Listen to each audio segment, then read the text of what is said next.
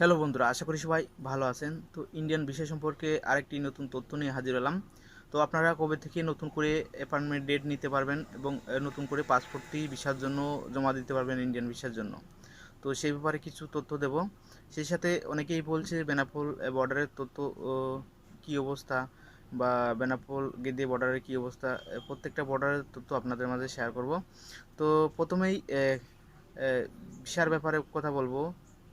গত দুদিন আগেও কিন্তু এই ইন্ডিয়ান ভিসা নিয়েও আন্দোলন চলেছে। ভিসা সেন্টারের মধ্যেই কিন্তু অনেকেই আন্দোলন করেছে, তাদের খালি পাসপোর্ট ফেরত দিচ্ছিল, যার কারণে তারা কিন্তু আন্দোলন করেছে যে প্রত্যেকের খালি পাসপোর্ট ফেরত দিচ্ছে কেন, আমাদের ভিসা কোথায়। তো বেশিরভাগই মানুষ কিন্তু ভিসা পাচ্ছিল না, দু একজন ভিসা পাচ্ছিল, যার কারণে আন্দোলন করছিল। তো তাদেরকে কিন্তু পুলিশ কর্মকর্তা বা সেনাবাহিনী কর্মকর্তা আশ্বাস দিয়েছে যে তাদের পাসপোর্ট ফেরত নিয়ে তাদেরকে ভিসা দেওয়া হবে, আবারও জমা নিচ্ছে নতুন করে। তো আপনারা সকলেই হয়তো এই বিষয়টি দেখেছেন, আমিও বলেছি।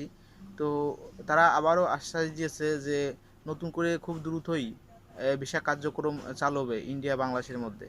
যদিও ইন্ডিয়া বাংলাদেশের মধ্যে এখন সম্পর্ক তেমন একটা ভালো নেই, তবে এই ভিসা কার্যক্রম খুব দ্রুতই চালু হবে।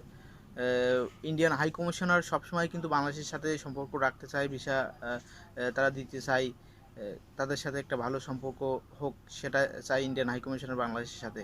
তো বাংলাদেশের যেহেতু পরিস্থিতি খারাপ, এমনিতে প্রধানমন্ত্রী পদত্যাগ করেছে, নতুন প্রধানমন্ত্রী হয়েছে, সকল বিষয় নিয়ে আবার বন্যা হয়েছে, সকল বিষয় নিয়ে বাংলাদেশের অবস্থা একটু খারাপের দিকে, যার কারণে হয়তো বৈঠকটা হতেও, যে ভারতের হাই কমিশনার আছে তার সাথে নতুন করে বৈঠক করেছে একবার, তারপর পরবর্তীতে ভিসার ব্যাপারে বৈঠক হয়তো হতে পারে, একটু দেরি লাগছে। তো আশা করছি খুব দ্রুতর মাধ্যমে আপনার ইন্ডিয়ান ভিসার ব্যাপারে কথা বলবে এবং নতুন করে ইন্ডিয়ান ভিসা কার্যক্রম চালু করবে। এখন শুধুমাত্র পাসপোর্ট ডেলিভারি দিচ্ছে, খুব দ্রুতই হয়তো 1 মাস বা 1.5 মাসের মধ্যেই আবার নতুন করে ভিসা জমা নেবে। কারণ ভিসা সেন্টারগুলোতে কিন্তু তারা বর্তমানে নিরাপত্তাহীনতায় ভুগছে। তাদেরকে নিরাপত্তা কে দেবে? পুলিশ ঠিক মতন কাজ করছে না, সেনাবাহিনী ওইসব সেনাবাহিনী অন্য কাজে ব্যস্ত থাকে, পুলিশের কর্মকর্তারাই কিন্তু ইন্ডিয়ান হাই কমিশনারগুলো আপনার নিরাপত্তা দেয়।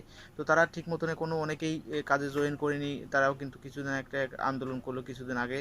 তো যার কারণে এখন বর্তমানে তারা কিন্তু ইন্ডিয়ান হাই কমিশনার যেগুলো আছে সেগুলো কিন্তু নিরাপত্তাহীনতায় ভুগছে। তো তারা তবুও তারা সীমিত পরিসরে শুধুমাত্র পাসপোর্ট ডেলিভারি দিচ্ছে। তো তারা ভেবেছিল যে হয়তো খুব দ্রুত পাসপোর্ট ডেলিভারি দিয়ে পাসপোর্ট সবাই যা যা ফেরত দিয়ে ভিসা সেন্টারগুলো আবার বন্ধ হয়তো হতে পারে, এমনটাই।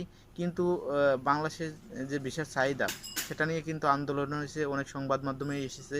তো যার কারণে নতুন করে হয়তো 1-1.5 মাসের মধ্যে নতুন করে আবার পাসপোর্টগুলো আপনারা নতুন করে অ্যাপয়েন্টমেন্ট ডেট নিয়ে পাসপোর্টগুলো ইন্ডিয়ান ভিসার জন্য জমা দিতে পারবেন। তো আশা করছি। আরেকটা বিষয় হচ্ছে ইন্ডিয়ান যে বর্ডার আছে, বেনাপোল বর্ডার, গেদে বর্ডার, এই বিষয়ে অনেকেই জানতে চাচ্ছেন যে এখন ভিড় কেমন, যাওয়া যাচ্ছে কি না ট্যুরিস্ট ভিসা নিয়ে। তো এই মুহূর্তে আপনি বেনাপোল বর্ডার দিয়েও যেতে পারবেন, গেদে বর্ডার দিয়েও যেতে পারবেন, যেগুলো বর্ডার খোলা আছে প্রত্যেকটা বর্ডার দিয়েই যেতে পারবেন ট্যুরিস্ট ভিসা নিয়ে। মাঝে কিন্তু ট্যুরিস্ট ভিসা নিয়ে খুব কড়াকড়ি চলছিল, এখন আস্তে আস্তে সেটা স্বাভাবিক হতে চলেছে, ট্যুরিস্ট ভিসা নিয়ে সহজেই আপনারা যেতে পারবেন। তো অনেকে এখনও ভিসা পাচ্ছে, হয়তো বর্ডার কখনো বন্ধ হবে না। করোনার সময় মহামারীর কারণে কিন্তু ট্যুরিস্ট ভিসা বন্ধ হয়ে গেছে মহামারীর কারণে। তো তেমন কোনো সমস্যা না হলে, বড় ধরনের সমস্যা না হলে বর্ডারগুলো বন্ধ হবে না, আপনারা ট্যুরিস্ট ভিসা নিয়ে যেতে পারবেন। তো এই মুহূর্তে টাকার রেটটাও অনেক কম, বাংলাদেশের অবস্থা যেহেতু খারাপ, টাকার রেট আপনার 69-70 করে যাচ্ছে। তো আপনারা বেনাপোল বর্ডার দিয়েও সহজে যেতে পারবেন, কোনো ভিড় নেই, খুব সহজেই যেতে পারবেন। গেদে বর্ডার দিয়েও সহজেই যেতে পারবেন, তেমন কোনো ভিড় নেই। কারণ ভিসাই তো দিচ্ছে না অনেকেরই।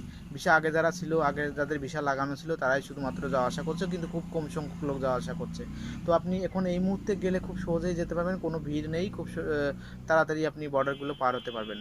তো এটা নিয়ে কোনো সমস্যা হবে না। কিন্তু টাকার মানটা একটু কমেছে অনেক, 72-73 টাকা ছিল, সেখানে 69-70 টাকা করে দিচ্ছে। তো যাই হোক, ভিডিওটি যদি আপনাদের ভালো লাগে লাইক কমেন্ট শেয়ার করবেন এবং আমার চ্যানেলটি সাবস্ক্রাইব করবেন। আমি ইন্ডিয়ান ভিসা সম্পর্কে তথ্য সবার আগে দিয়ে থাকি।